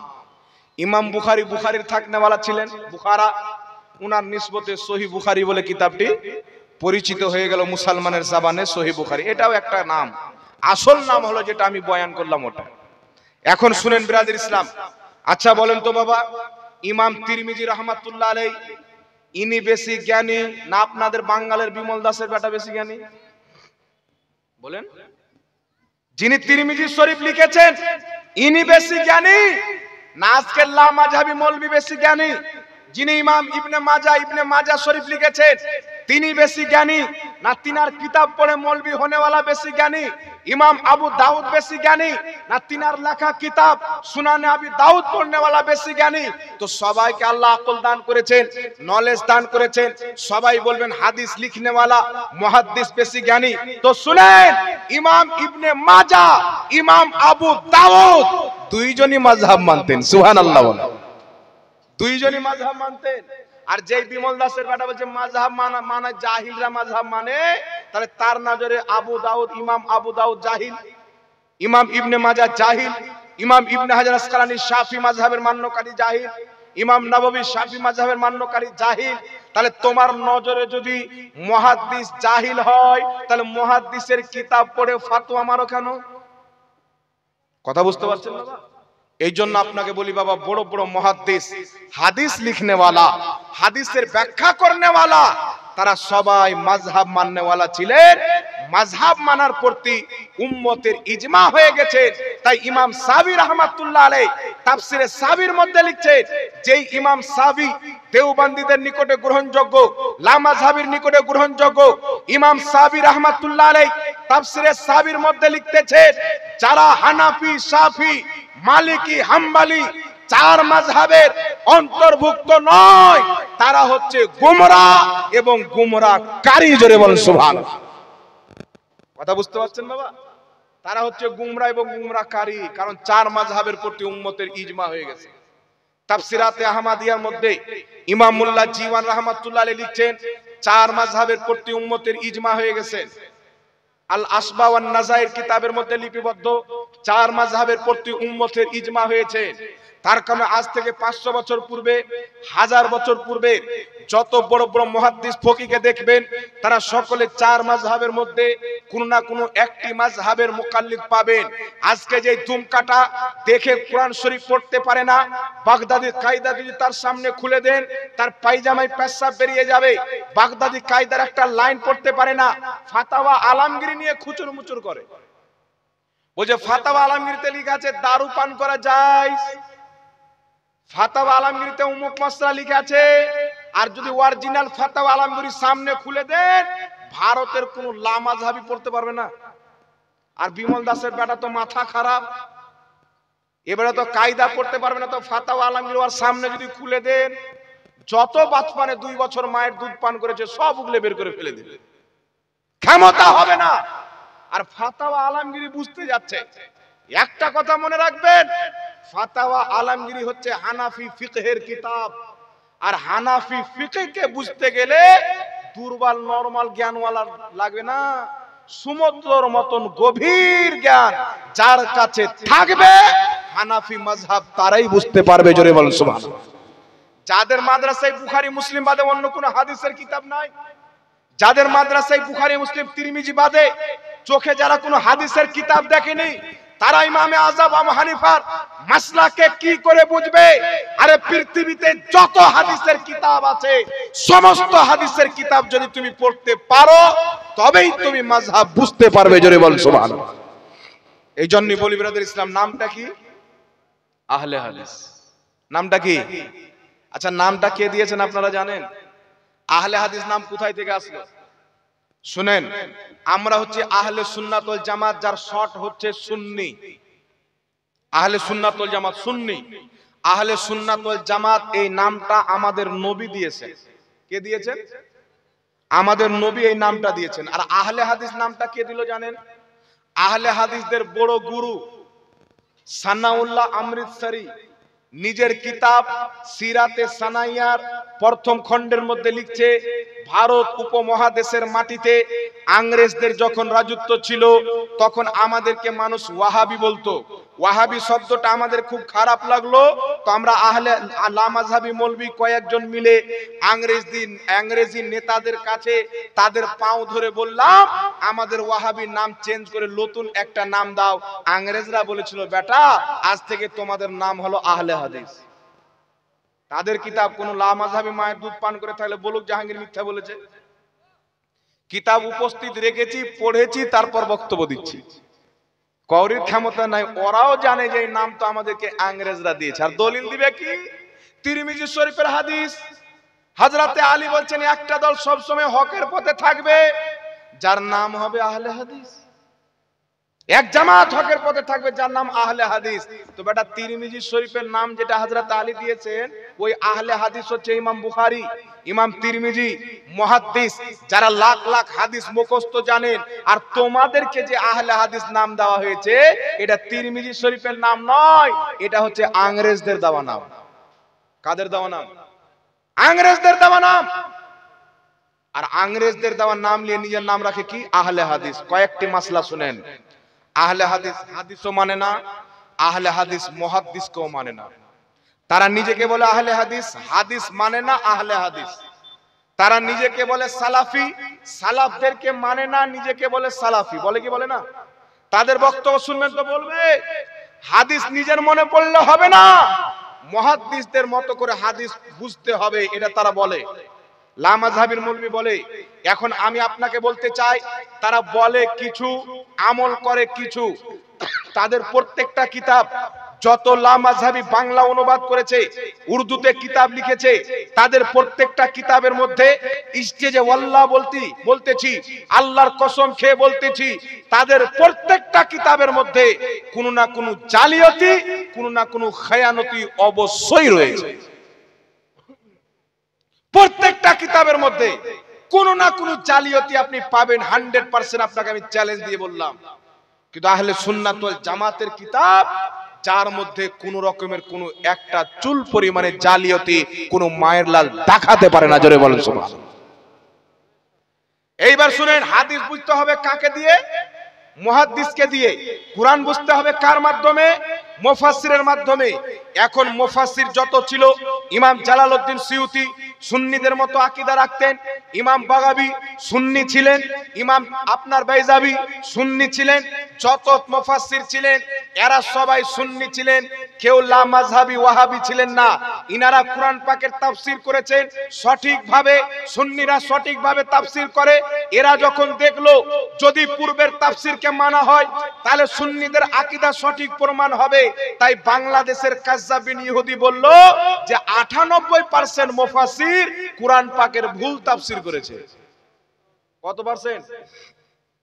বাংলাদেশের মাতাল ওর চেহারা দেখলে ভাত খাওয়া যাবে না। ওর সাক্কালকে যদি মোবাইলটা কাছে করে দেখেলেন ফজরের নামাজ পর্যন্ত কাজা হয়ে যাওয়ার সম্ভাবনা রয়েছে। এই রকম শয়তান বলছে যে 98% মুফাসসির কুরআন পাকের তাফসীর ভুল করেছেন। আর এ বেটা 1450 বছর পর জন্ম নিয়েছে তুররাম খা, যার হাদিস পড়ার ঢং নাই। আমি চ্যালেঞ্জ দিয়ে বললাম, বাংলাদেশের কাজ্জাবিন ইহুদি যত হাদিস তার বক্তব্যের মধ্যে পড়েছে, একটা হাদিস কেউ দেখাক সহি শুদ্ধভাবে পড়েছে, তাকে 1 লক্ষ টাকা পুরস্কার দেব। একটা হাদিস কোন মায়ের লাল দেখাতে পারে না। ও যত হাদিস পড়েছে কোথাও কেরাতে মিস্টেক করেছে, তালাফুজে মিস্টেক করেছে, আমার তো মনে হয় আসলে মিস্টেক আছে, তো কেরাতে মিস্টেক হবে না? যে বলবে নবীর মুখ দিয়ে দুর্গন্ধ বের হতো আর জন্মের প্রবলেম আছে না নাই? এই জোরে বলেন। আমার আপনার জি, জি, নবীর হক গুস্তাখি হক, করনে বেশ। ওয়ালাকে আল্লাহ কি বলেছেন? উতুল্লিন বাদা যালিকা জানিম, মাহবুব তোমার বেয়াদবি করে, আসলে ও হচ্ছে জারু সন্তান। বেশক। তো নবীর মুখ দিয়ে দুর্গন্ধ বের হতো, এটা নবীর গুস্তাখি নয়? নবী কবরে মরা মানুষ পড়ে আছে, এটা নবীর গুস্তাখি নয়? নবী কিয়ামতে ফাল করে তাকিয়ে থাকবেন, আমার নেকির পাল্লা ভারী হচ্ছে না গুনার পাল্লা ভারী হচ্ছে না, এটা নবীর গুস্তাখি নয়? এই রকম গুস্তাখি করনে ওয়ালা ও হালাল জাদা কি করে থাকলো? ওয়ালিদ বিন মুগীরা যদি নবীর একবার গুস্তাখি করনে ওয়ালা হারামজাদা প্রমাণ হয়, যে বারবার গুস্তাখি করছে, ও হালাল জাদা হবে? কথা বলেন। এই জন্য বাবা, এরা হচ্ছে শয়তানের দল, এরা কোনোই মতে মুসলমান হতে পারে না। ইহুদি, আমেরিকা, ইসরায়েলের ফান্ডিং নিয়ে ইসলামকে দুর্বল করছে, মুসলমানকে বিভ্রান্তি করছে। আজকে গ্রামে দ্বন্দ্ব, যেই গ্রামে একটা মসজিদে ঠিকঠাক নামাজ হয় না, ওই গ্রামে 4টা 5টা মসজিদ। ঈদগাহতে দ্বন্দ্ব, আগে মুসলমান একসাথে নামাজ পড়েছে, এখন 2বার জামাত হয়। তুই পড়বি 8টার সময়, আমি পড়বো 7টার সময়। মসজিদে দ্বন্দ্ব, জানাজাতে দ্বন্দ্ব, কবরস্থানে দ্বন্দ্ব। আল্লাহর কসম খেয়ে বলি, এই জমিনের মাটিতে 100-150 বছর পূর্বে কেউ লা মাযহাবি ওয়াহাবি ছিল না, পুরো দুনিয়াতে ইসলামের দ্বন্দ্ব ছিল না। দেখা, এখানে আমার বাবার বয়সের লোক আছেন, আপনারা যখন ছোট ছিলেন কোন গ্রামে দ্বন্দ্ব ছিল? জোরে বলেন, ছিল? কোথাও দ্বন্দ্ব ছিল না। ইসলামের ক্ষতি সবচাইতে বেশি করেছে ওয়াহাবি মতবাদ। জি, বেশ। আর ওয়াহাবি মতবাদ, আজ দাড়ি টুপিওয়ালাকে দেখলে আতঙ্কবাদ বলা হয় ওয়াহাবি মতবাদের কারণে। সর্বপ্রথম আমেরিকার 4টি জাহাজকে হাইজ্যাক করে ওসামা বিন লাদেন, আমেরিকার সবচাইতে বড় বিল্ডিং, পৃথিবীর সবচাইতে বড় বিল্ডিং ওই জামানায় আমেরিকাতে ছিল। এখন দুবাইয়ে বুর্জ খলিফা, তখন আমেরিকাতে দুনিয়ার সবচাইতে বড় বিল্ডিং ছিল। 4টা আমেরিকান জাহাজকে সে হাইজ্যাক করে বিল্ডিং এর মধ্যে ভরে হাজার হাজার আমেরিকি নাগরিককে হত্যা করে ওসামা বিন লাদেন যখন হত্যা করেছিল, তখন থেকে আমেরিকি মিডিয়ারা প্রচার করলো যে দাড়ি টুপিওয়ালা মুসলমানরা হচ্ছে আতঙ্কবাদ। এর আগে আমরা গাড়ি চালিয়ে গিয়েছি, আমাদের গাড়ি দেখে টুপি মাথায় দেখেছে, মৌলভী সাহেব ছেড়ে দাও। হিন্দু পুলিশ সম্মান করেছে, ইহুদি পুলিশ সম্মান করেছে, নাসারা পুলিশ সম্মান করেছে। যেই দিন থেকে ওয়াহাবিদের গুরু ওসামা বিন লাদেন আতঙ্কবাদ আমেরিকাতে হামলা করে হাজারো আমেরিকার নাগরিককে হত্যা করেছে, সেই দিন সারা পৃথিবীতে ইসলামোফোবিয়া ছড়িয়ে পড়েছে। মুসলমান মানে আতঙ্কবাদ, মুসলমান মানে আতঙ্কবাদ, একটা মুহিম চলতেছে মুসলমান। এই ওয়াহাবি মতবাদ দুনিয়াতে ইসলামের বদনাম করেছে। দাড়ি দেখলে আতঙ্কবাদ, টুপি দেখলে আতঙ্কবাদ। আর এখন মুসলমানদের মধ্যে দ্বন্দ্ব তৈরি করছেন। এদেরকে চিনেন, এদেরকে যদি না চিনতে পারেন, আপনার দুনিয়াও বেকার, আখিরাতও বেকার হয়ে যাবে। আপনার সামনে ওই হাদিস নিয়ে আসবে যে হাদিসের ব্যাখ্যা অন্য হবে, বা যে হাদিস রহিত হয়ে গেছেন। আমি কয়েকটি আপনাকে দলিল দিই, এরা না কোরআনকে সঠিকভাবে মানে, না মুফাসসিরকে সঠিকভাবে মানে। ইসলামের তরিকা হলো কোরআনকে বুঝতে গেলে মুফাসসিরের মাধ্যমে বুঝতে হবে, হাদিসকে বুঝতে হলে মুহাদ্দিসের মাধ্যমে বুঝতে হবে। আমি কোরআন পাকের একটি দলিল দিয়ে আপনাকে প্রমাণ করছি, তারা না কোরআনকে সঠিকভাবে মানে, না মুফাসসিরকে মানে। তাদের ব্রেনে যেটা আছে, তাদের বাবা ইবনে আব্দুল ওয়াহাব নজদি যেই আকীদা দিয়েছে, কোরআন পাকের অর্থ যদি এই দিকে থাকে, জবরদস্তি এই দিকে টেনে তার বাপের আকীদাকে সঠিক প্রমাণ করবে। কার আকীদাকে? ইবনে তাইমিয়ার আকীদাকে, মুহাম্মদ বিন আব্দুল ওয়াহাব নজদির আকীদাকে। এখানে আমিন আসতে বলতে হবে কি জোরে? এই বিষয়ে আমার বক্তব্য ইউটিউবের মধ্যে ভরে পড়ে আছে, আমি এই বিষয়ে বক্তব্য দেব না। হাত কোথায় বাঁধতে হবে এই কথা পরে, আমিন জোরে না আসতে এই কথা পরে। সর্বপ্রথম দেখতে হবে তার ঈমান আছে কি নাই, আকীদা ঠিক আছে কি নাই। যাদের আকীদা ঠিক নাই তাদের তো নামাজই নাই, যার আকীদা বিদআতি আকীদা। আর একটা কথা শুনেন, কুরআনুল কারীমের মধ্যে 2 রকম আয়াত আছে। কত রকম বাবা? 2 রকম। একটি আয়াতে আছে জমিন আসমানে আল্লাহ ছাড়া কেউ গায়েব জানে না। একটি আয়াত আছে নবী তুমি বলো আমি যদি গায়েব জানতাম অনেক কল্যাণ একত্রিত করে নিতাম, অর্থাৎ নবী বলছেন আমি গায়েব জানি না। অনেক আয়াত পাবেন আল্লাহ বলছেন আল্লাহ ছাড়া কেউ গায়েব জানে না, আল্লাহ ছাড়া কেউ গায়েব জানে না। আবার কোরআন পাকের মধ্যে আয়াত পড়বেন সূরা জিন আয়াত নাম্বার 26 এবং 27। আল্লাহ পাক বলছেন আলিমুল গায়বি ফালা ইউযহিরু আলা গায়বিহি আহাদান ইল্লা মান ইরতাদা মির রাসূল। আল্লাহ বলছেন আমি গায়ব জাননেওয়ালা, আমার গায়বের প্রতি কাউকে ক্ষমতামান করি না ইল্লা মান ইরতাদা মির রাসূল, কিন্তু যেই রাসূলের প্রতি রাজি হয়ে যায় তাকে ক্ষমতামান করে দিই, অর্থাৎ ইলমে গায়ব দিয়ে দিই। জোরে বল সুবহানাল্লাহ। এখানে ইস্তিসনা রয়েছে। সূরা কুরআন পাক সূরা আলে ইমরান 179 নম্বর আয়াত, আল্লাহ বলছেন মা কানাল্লাহু লিইতলাকুম আলাল গায়বি ওয়ালাকিন্নাল্লাহা ইয়াস্তাবি মির রাসূলিহি মান ইয়াশা। আল্লাহ বলছেন হে সর্বসাধারণ, তোমরা কি এটা মনে করো আমি আল্লাহ যাকে তাকে ইলমে গায়ব দিয়ে দেব? না, আমি আমার নবীগণের মধ্যে বেছে নি, যে রাসূলকে চাই তাকে ইলমে গায়ব দিয়ে দিই। জোরে বলেন না সুবহানাল্লাহ। কুরআন পাকের মধ্যে আল্লাহ বলছেন আমি আমার খিজিরকে ইলমে লাদুন্নি দিয়েছি। ওই ইলমে লাদুন্নি কি ছিল? ইমাম বাইজাবি নিজের কিতাব তাফসিরে বাইজাবির মধ্যে এই আয়াতের তাফসীর করেছেন। আয়াত কি হযরত ওয়া আল্লামনাহু মিন লাদুন্না ইলমা। আল্লাহ পাক বলছেন আমি খিজিরকে ইলমে লাদুন্নি দিয়েছি। ওই ইলমে লাদুন্নি কি? ইমাম বাইজাবি তাফসিরে বাইজাবির মধ্যে লিখছেন ওটা হলো ইলমে গায়ব। জোরে বলতে হবে সুবহানাল্লাহ। তো কুরআন পাকের অনেক আয়াত আল্লাহ ছাড়া কেউ গায়ব জানে না, আবার কিছু আয়াতে ইস্তিসনা রয়েছে যে আল্লাহ নবীগণকে ইলমে গায়ব দিয়ে থাকে। তাহলে এর অর্থ কি বুঝবো? উঠান তাফসিরে নিশাপুরি, অসংখ্য তাফসিরের কিতাবের মধ্যে লেখা আছে, খাস করে তাফসিরে নিশাপুরির মধ্যে লেখা আছে নবী যেখানে বলেছেন যে আমি ইলমে গায়ব জানি না, এর অর্থ হচ্ছে আল্লাহ পাকের না জানাতে আমি ইলমে গায়ব জানি না। আর যেই আয়াতে আছে নবীগণকে আল্লাহ ইলমে গায়ব দেয়, এর অর্থ হচ্ছে আল্লাহর দাওয়াতে নবীগণ ইলমে গায়ব জানে। জোরে বলতে হবে সুবহানাল্লাহ। কথা বুঝতে পারছেন কি পারেন না বাবা? এরা বলতে চাই আল্লাহ যখন জানিয়ে দিলেন তো গায়েব কি করে থাকলো? আল্লাহ যখন জানিয়ে দিলেন তো গায়েব কি করে থাকলো? একটা কথা মনে রাখবেন, আল্লাহ তাবারাক ওয়া তাআলার জানানোর পরেও নবীর কাছে এসেও ওটা গায়েব থাকে। কারণ আল্লাহ পাক বলছেন ওয়ামা হুয়া আলাল গায়বি বিদানিন, আমার নবী গায়েব প্রকাশ্য করতে কৃপণতা করেন না। অর্থাৎ আল্লাহ পাকের কাছ থেকে নবীর কাছে যখন চলে আসে তখনও সেটা উম্মতের জন্য গায়েব থাকে। সুবহানাল্লাহ বলতে। আর আল্লাহ বলছেন মাহবুব, আমি যা কিছু তোমার প্রতি অবতীর্ণ করছি এই সমস্ত জিনিস গায়েবেরই খবর। এই জন্য বিরাদর ইসলাম দুই রকম আয়াত, কিন্তু লা মাযহাবি বলেন, দেওবন্দি বলেন, ইনারা এক শ্রেণীর আয়াতকে নিয়েছেন আল্লাহ ছাড়া কেউ গায়েব জানে না, মানে নবীও গায়েব জানে না। একমাত্র আহলে সুন্নাত ওয়াল জামাত যারা কোরআন বুঝেছেন মুফাসসিরদের মাধ্যমে আল্লাহ ছাড়া কেউ গায়েব জানে না, ওটা হচ্ছে জাতে ইলমে গায়েব।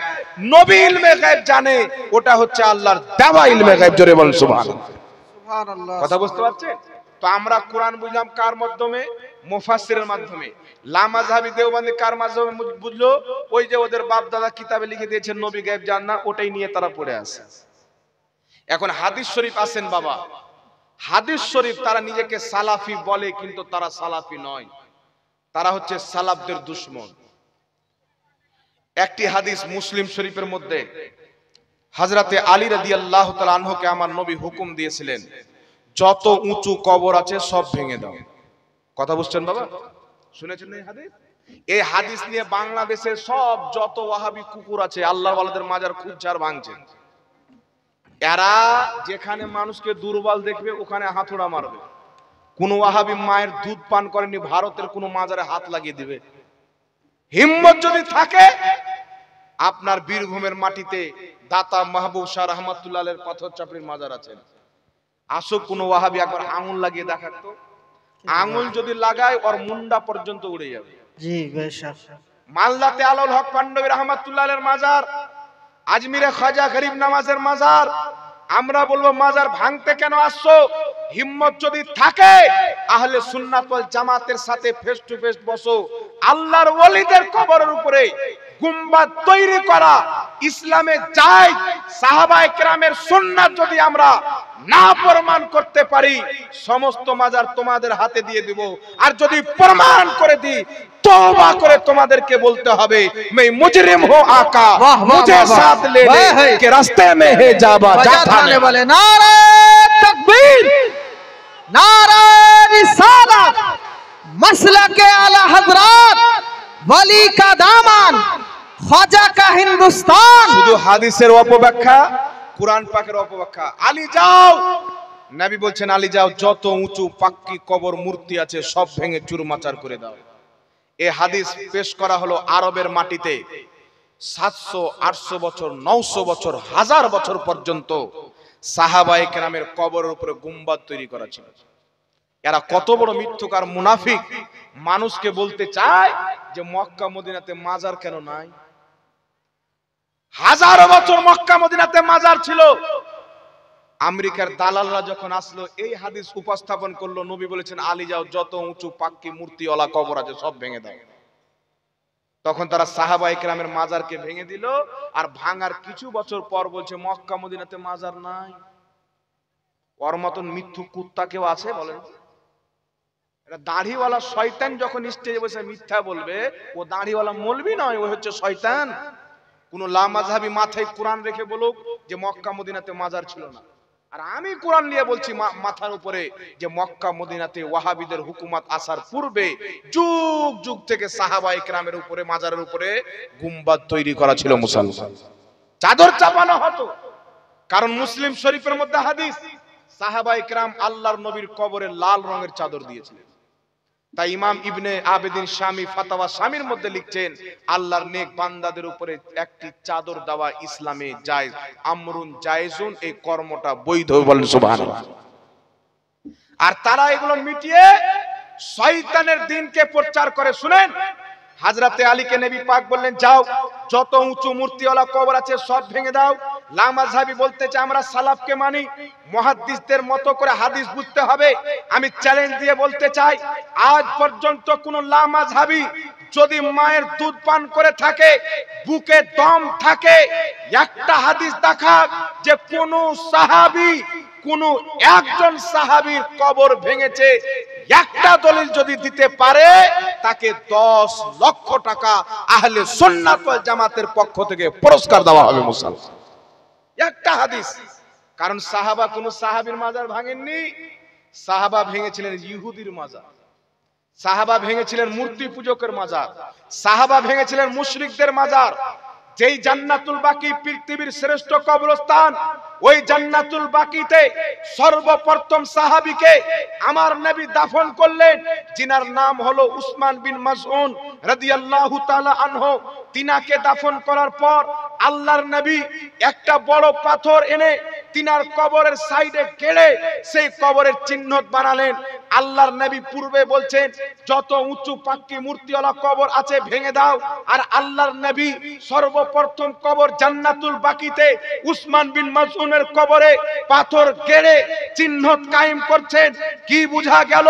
পূর্বে যত কবর ছিল সমস্ত কবর মুশরিকদের ছিল, অগ্নি পূজকদের ছিল, মূর্তি পূজকদের ছিল। আল্লাহর নবী বললেন এই জমিনে মূর্তি পূজকদের কবর ভেঙে মাটির সাথে মিশিয়ে দিতে হবে।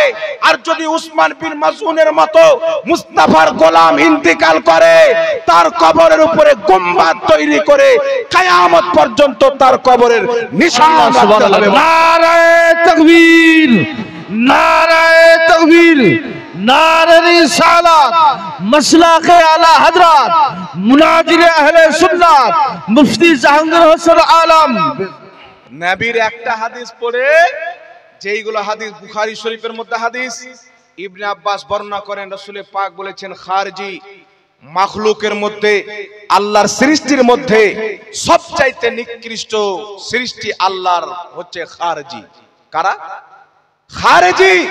রাসূল পাক বলছেন খারজি এমন একটা নিকৃষ্ট ফিরকা যেইগুলো আয়াত মুশরিকদের প্রতি অবতীর্ণ হয়েছে, সেই আয়াতগুলিকে তারা ফিট করবে আউলিয়া আম্বিয়ার উপরে। যেইগুলো আয়াত কাফিরদের জন্য, যেইগুলো হাদিস নবী কাফিরদের জন্য বলেছেন, সেইগুলোকে মুসলমানের উপরে ফিট করবে। আমি চ্যালেঞ্জ করতে চাই, হযরতে আলীর হাদিস নবী বলছেন যাও যত উঁচু কবর আছে ভেঙে দাও। আপনারা বলেন তো হযরতে আলীর হাদিস মুহাদ্দিস ছাড়া অন্য কেউ বেশি বুঝে? বিমল দাসের বেটা বুঝে? বাংলাদেশের কাজ্জাব খাজ্জাব মাজ্জাব বুঝে? মুহাদ্দিস কি লিখছেন শুনেন। উঠান বুখারী শরীফের সর্বশ্রেষ্ঠ সারা লামাযহাবীরা কিতাবটি ছাপায়, দেওবন্দিরা কিতাবটি ছাপায়, সকলের গ্রহণযোগ্য কিতাব ফাতহুল বারি শারা সহিহুল বুখারী, এই কিতাবের মধ্যে ইমাম ইবনে হাজার আসকালানী বলছেন আল্লাহর নবী যেই কবর ভাঙতে বলেছিলেন ওইগুলো মুসলমানের কবর ছিল না, কাফিরদের কবর ছিল, মুশরিকদের কবর ছিল, ইহুদিদের কবর ছিল। এই হাদিস নিয়ে মুসলমানদের যারা কবর ভাঙবে তারা মুসলমানকে কষ্ট দিল। তো বোঝা গেল নবী কাফিরদের কবর ভাঙতে বলেছেন, মুসলমানদের কবর তৈরি করতে বলেছেন। সুবহানাল্লাহ। হক है। এই ব্যাখ্যাটা কে করেছেন বাবা? ইমাম ইবনে হাজার আসকালানী। উনাকে সবাই মানে, কিন্তু একটা কোন মুহাদ্দিস কোন লামাযহাবী দেখায় যদি বাবার সন্তান হয়ে থাকে আর মুনাফিক যদি না থাকে, একজন মুহাদ্দিস দেখাক যে এই হাদিস নিয়ে কোন মুসলমানের কবর 1450 বছরের মধ্যে কোন একজন কেউ ভেঙেছেন। জান্নাতুল বাকিতে 100 বছর পূর্বে গুম্বাদ তৈরি করা ছিল কবরের উপরে। জান্নাতুল মুআল্লাতে, জান্নাতুল বাকিতে 200 বছর পূর্বে মাজার ছিল, 300 বছর পূর্বে মাজার ছিল, 400 বছর পূর্বে মাজার ছিল, 500 বছর পূর্বে মাজার ছিল, 600 বছর পূর্বে মাজার ছিল, 700 বছর পূর্বে জান্নাতুল বাকিতে, জান্নাতুল মুআল্লাতে মাজার তৈরি করা ছিল, গুম্বাদ বানানো ছিল। এই 600 700 বছর 800 বছর কত বড় বড় মুহাদ্দিস মক্কাতে জন্মগ্রহণ করেছেন, কত বড় বড় ইমাম মদিনাতে জন্মগ্রহণ করেছেন, বিখ্যাত ফকিহগণ মক্কা মদিনাতে জন্মগ্রহণ করেছেন।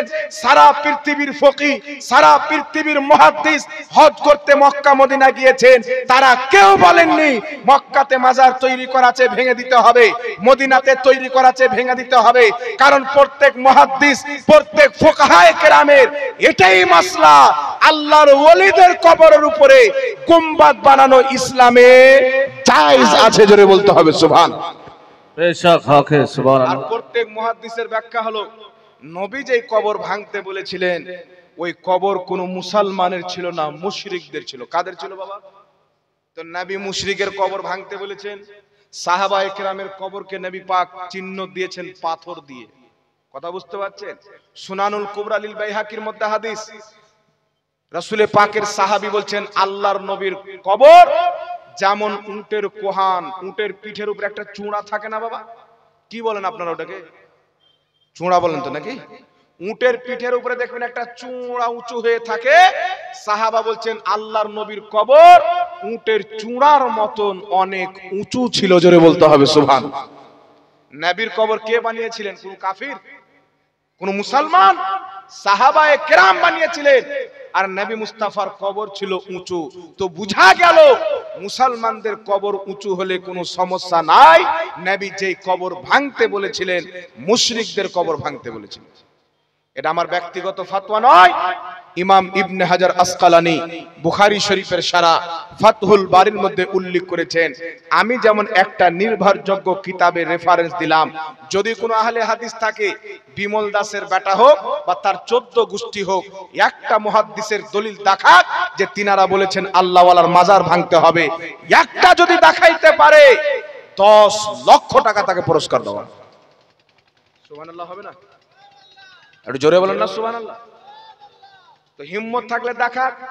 তাদের যারা চেলা চামট আছে, বিমল দাসের বেটার মাযহাব যারা মানে, বিমল দাসের বেটার যারা তাকলিদ করে, এদেরকে যখন বলবে তুমি তো বিমল দাসের বেটার তাকলিদ করো, এ বলবে যে আমরা কি তার তাকলিদ করি নাকি? সে তো হাদিস দিয়ে দলিল দেয়।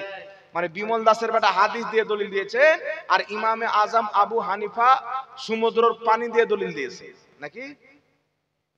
কোথায় 5 লক্ষ হাদিস জাননেওয়ালা, আর কোথায় গাঁজা খেতে খেতে দেখছে ধর্ম ব্যবসা খুব বেশি চলে। জাকির নায়েক সাহেব দেখলেন যে ডক্টরি করে দিনে যদি আমি 20,000 টাকা ইনকাম করি, ধর্মর ব্যবসা যদি চালু করি, তাহলে সৌদি আরব থেকে কোটি কোটি টাকা জাকাতই পেয়ে যাবো। তখন একটা চটি ইংরেজি অনুবাদ কোরআন পাক কিনলো, আর সেই কোরআন পাক পড়তে আরম্ভ করলো। আর নাসিরউদ্দিন আলবানীর সিলসিলায়ে আহাদিসে সহিহার জয়ীফা, এই 3-4টা বই কিনলো। হিন্দু ভাইদের কিছু কিতাব কিনলো, তারপরে আপনার খ্রিস্টানদের ইহুদিদের কিতাব বাইবেল টাইবেল এগুলো কিনলো। কেনার পরে এইগুলোকে পড়লো, পড়ার পর সৌদি আরব থেকে কয়েক কোটি টাকা যাকাত নিল। যাকাত নেওয়ার পর কয়েকটি লোককে ফিট করলো, সবাইকে 2টা করে প্রশ্ন দিল। কটা করে? দুটা তিনটা একটা প্রশ্ন দিল, এ হযরত এই প্রশ্নটা আপনি 15 দিন পর ওখানে জালসা হবে, এই প্রশ্নটা আপনি করবেন। উনাকে দিয়ে দিলে এই প্রশ্নটা আপনি করবেন, উনাকে দিয়ে দিলে এই প্রশ্নটা আপনি করবেন। আর যারা আসবে ভিআইপি বিরিয়ানি টিরিয়ানি খাওয়াবে, লোক যেন লোড লেগে যায়। এমবিবিএস ডক্টর ছিল, লোকের সাথে পরিচিত ছিল, লোককে জামা করলো, 15 দিনের প্রশ্ন দিয়ে দিয়েছেন 5 জনকে, একটা করে 5টা প্রশ্ন, টাইম হলো 15 দিন। তো আয়াত নাম্বার কোন কথা রে, আয়াতে কয়টা অক্ষর আছে ওটাও মুখস্থ করা যাবে। কথা বুঝতে পারেন জি? আমি আপনাকে 15 দিন পূর্বে লিখে দিলাম এই প্রশ্ন করবে। ওর মজলিসে গিয়ে জাহাঙ্গীর মৌলভী মাইক পাবে না, মাওলানা সাগির আহমদ সাহেব মাইক পাবেন না, এখানকার হুজুররা বসে আছেন ইনারা মাইক পাবেন না। ওর মঞ্চে যাকে প্রশ্ন লিখে দেওয়া হয়েছে সেই ব্যক্তি মাইক পাবে, তাছাড়া কেউ পাবে না। আপনি চান্সই পাবেন না। আপনি যদি ঢুকতে পান তো সবারই পিছে থাকবেন, আপনার কোনো সুযোগ নাই। কারণ আপনি এমন প্রশ্ন করে নেবেন বেটা জানে না, আর 5টা লোককে ফিট করে দিল, 15 দিন পর প্রশ্ন দিয়ে দিল।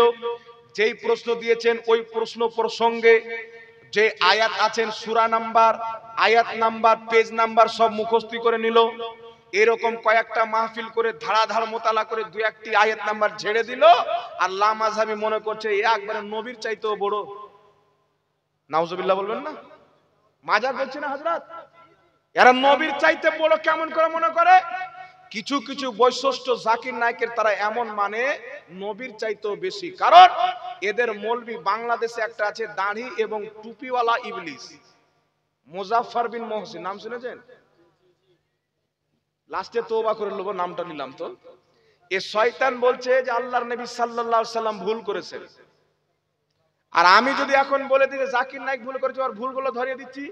ডক্টর জাকির নায়েক লেকচার সমগ্র এই কিতাবের মধ্যে লিখেছে 4 জন মহিলা ইসলামে নবী এসেছেন, 4 জন মহিলা, আসিয়া, মারিয়াম, খাদিজা, ফাতেমা। আমি আপনাকে রেফারেন্সটি দিয়ে বলছি, একটু ধৈর্য ধরেন। কিতাব আছে আমার কাছে, তার ফটো তুলে নিয়ে এসেছি আমি। এই দেখেন, 1 মিনিট দাঁড়ান আপনারা। কিতাবটার নাম হচ্ছে ডক্টর জাকির নায়েক সমগ্র। দেখতে পাচ্ছেন? দেখতে পাচ্ছেন তো? ফটো তোলা আছে, একটা দেখলেন, দেখতে পাচ্ছেন? এবার এই কিতাবের মধ্যে হুজুর সাহেব লিখছেন কি দেখেন। বিনা পড়ালেখা হুজুর মাদ্রাসায় পড়েনি, হুট করে দেখছে ধর্ম ব্যবসা চলছে বেশি।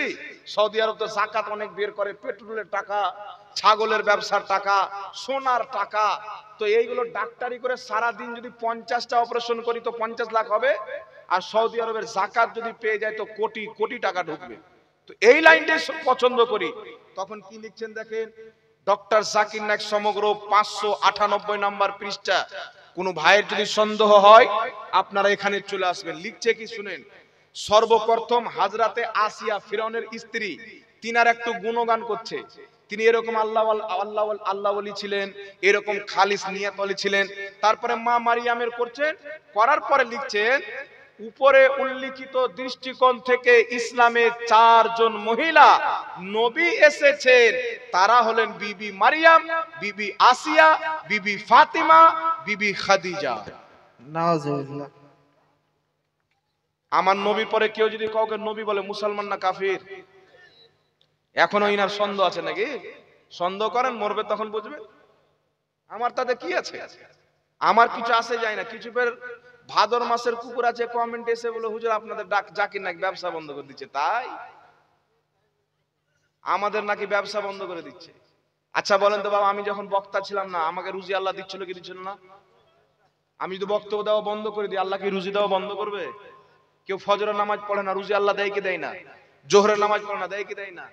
এ বেটারা বলছে ধর্ম ব্যবসা করে যাবে। 14 বছর মাদ্রাসায় পড়েছি, 14 বছর পড়ার পর যদি লেকচার দিত আমি ধর্ম ব্যবসা করছি, না তোমার বাপ নায়ক প্যাট কেটে বক্তব্য দিচ্ছে ও ব্যবসা করছে? ধর্ম ব্যবসা কে করলো? এই বক্তব্য দেওয়ার কারণে 14 বছর বাপ মাকে ছেড়ে নাবালিগ অবস্থায় মাদ্রাসায় গিয়েছি বাবা। আমার বয়স বর্তমানে 28 বছর বয়স। 14 বছর মাদ্রাসায় পড়াশোনা করেছি। 14 বছর পড়াশোনা করার পর স্টেজে এসে 10টা মানুষকে বুঝাচ্ছি ইলমে তাফসীর, ইলমুল বালাগা, ইলমুল মান্তিক, অসংখ্য ইলম অর্জন করেছি। শুধু ডাইরেক্ট বাংলা কিতাব পড়ে ফতোয়া মেরে বানাই না, উসুলে হাদিস, কি কারণে হাদিস অবতীর্ণ হয়েছে, হাদিসটা সহিহ না জয়ীফ, কে সহিহ বলেছেন, কে জয়ীফ বলেছেন, ইলমুল মানতিক, দালালাতুন নাস, ইক্তেজাউন নাস, ইবারাতুন নাস, ইশারাতুন নাস, এই সমস্ত নাসকে পড়ে 14 বছর মেহনত করার পর আপনাদের সামনে আজকে বুঝাতে এসেছি। সুবহানাল্লাহ। আরে বেটা সারা জীবন পেট কাটলে, স্যালাইন চাপালো, কুকুর কাটা রোগ ভালো করলো, সাপ কাটা বিষকে ভালো করলো, তারপরে হুট করে বক্তা হয়ে গেল। তো ধর্ম ব্যবসা আমরা করলাম না, তোমার আব্বা জাকির নাইক করলো? কে করলো ধর্ম ব্যবসা বলেন? বলছেন নবী ভুল করেছেন, কিন্তু জাকির নাইকের কোনো ভুল নাই। তাহলে বলেন তো, জাকির নাইককে বড় মানলো না নবীকে বড় মানলো? একটু জোরে বলেন। আমার আলা হাজরত শুধু বলেছিলেন সবসে আওলা ও আলা হামারা নবী, বাহ, বেশক। সবসে বালা ও আলা হামারা নবী। জি জি। আলা হাজরত বলেছিলেন সবার চাইতে আলা হচ্ছেন আমাদের নবী, মানে আল্লাহর সৃষ্টিতে সবার চাইতে আলা। এবারটা বলছে আল্লাহ চাইতে আলা বলে দিলেন। আমি যদি বলি এখানে যত মাওলানা সাহেব আছেন সব চাইতে বড় আলিম হচ্ছে আমার বড় ভাই মনসুর, মাওলানা মনসুর আলী আমার বড় ভাই। তা আপনারা বলেন তো আল্লাহ বড় না ছোট? তা আমি মনসুর ভাইকে বড় বললাম, তো আল্লাহর চাইতে বড় বললাম না? এখানে যে আলিম ওলামা আছে ইনাদের চাইতে বড় বললাম। তো নবী সব চাইতে বড়, এর মানে আল্লাহ পৃথিবীতে যা সৃষ্টি করেছেন কিয়ামত পর্যন্ত যা সৃষ্টি করবে সবার চাইতে বড় মুহাম্মদ রাসূলুল্লাহ। জোরে বলেন না সুবহানাল্লাহ। কথাটার মধ্যে কোনো ভুল আছে? এটাকে নিয়ে ওয়াহাবি বলছে বেরেলভিরা নবীকে আল্লাহর সমতুল্য করে দেয়, আর ওর বাপ বলছেন নবী ভুল করেছেন, জাকির নাইকের সব ঠিক।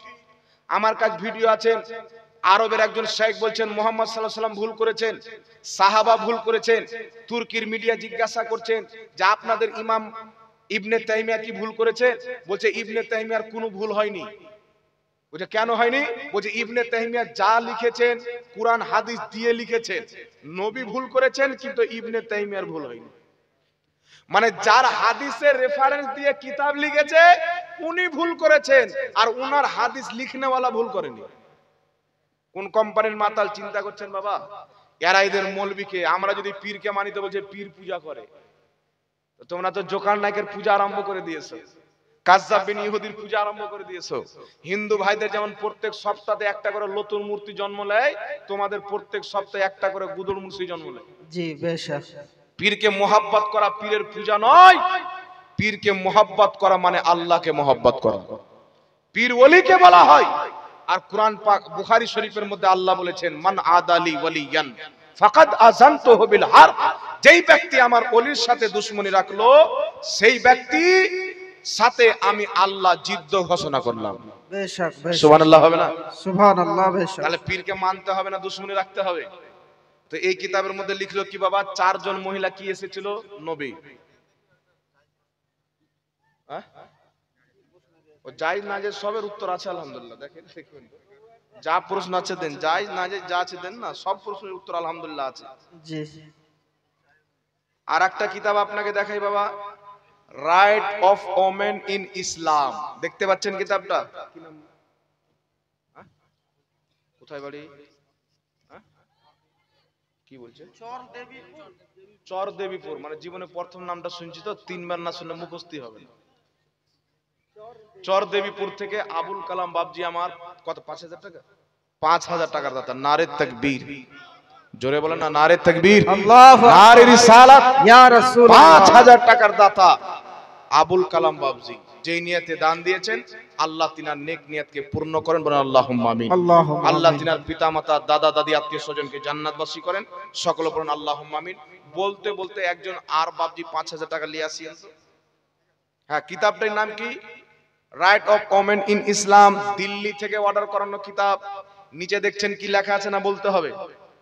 ডক্টর জাকির নাইক সাহেবের লেখা কিতাব। ওনার সাথে আমাদের কোনো ব্যক্তিগত ঝামেলা নেই। বলছেন উনি লাখ লাখ মুসলমানকে হিন্দুকে মুসলমান করেছেন। খাজা মঈনুদ্দিন চিশতি 90 লাখ অমুসলিমকে কলমা পড়ে মুসলমান করিয়েছেন। তোমরা খাজা মঈনুদ্দিন চিশতিকে মানো না, তোমার বাপ 200-400 টাকা বানিয়েছে, তো ওকে আমরা কেন মানবো? জি। নবীর পাঠানো ব্যক্তি, নবীর আহলে বাইত, নবীর আল খাজা মঈনুদ্দিন যদি তোমার পছন্দ না থাকে, তোমার ইহুদি খ্রিস্টানদের মতো টাই পড়নেওয়ালা তালি মারনেওয়ালা মৌলবি আমাদের পছন্দ নয়। সুন্নি মৌলবি ফাতিহা করে সিরনি খেললে বলে সিন্নি খোর, জিলাপি খোর। আর তোমার আব্বার স্টেজে তালি বাজে ওটা কোন খোর? ইহুদি খোর। ইংরেজের মতন টাই পড়ে ওটা কোন খোর বাবা? মুসলিমদের চরিত্র না খ্রিস্টানদের চরিত্র? এই কিতাবের মধ্যে লিখছে কি দেখেন, কিতাবটার নাম কি? রাইট অফ ওমেন ইন ইসলাম। পৃষ্ঠা নাম্বার হচ্ছে আপনার 58 নাম্বার পৃষ্ঠার মধ্যে কি লিখছেন? According to Islam there are a 4 prophet women besides Bibi Maryam and বিবি আয়েশা, বিবি ফাতিমা, বিবি খাদিজা। বলছেন ইসলামের 4 জন মহিলা নবী এসেছেন। একজন হচ্ছেন বিবি আসিয়া, একজন হচ্ছে বিবি মারিয়াম, একজন হচ্ছে বিবি ফাতিমা, একজন হচ্ছে বিবি খাদিজা। আচ্ছা বলেন তো বাবা, কোন মহিলা কি নবী হয়েছেন? আল্লাহ কোরআনে বলছেন আমি লাখ লাখ নবী পাঠিয়েছি, কিন্তু আমার নবীর মধ্যে কোন মহিলাকে আমি নবুয়ত দিয়ে নবী বানাইনি, সব পুরুষ। কোন মহিলা নবী হননি, কোন হিজড়া নবী হননি। যাদেরকে আল্লাহ নবুয়ত দিয়েছেন তিনারা সকলে পুরুষ ছিলেন, বেটা ছেলে ছিলেন। আর এ বেটা বলছেন 4 জন মহিলা নবী এসেছেন, তো আল্লাহকে মানবো না কাটমুল্লাহকে মানবো? বলেন, এটা মাজাকের বিষয় নয়। তারা বলবে হুজুর 100 জনকে মুসলমান করেছেন, একটা ভুল হলে কি হলো? তো ইবলিস তো 6 কোটি বছর নামাজ পড়েছিল, একটাই তো ভুল ছিল, আদমকে সাজদা করেনি।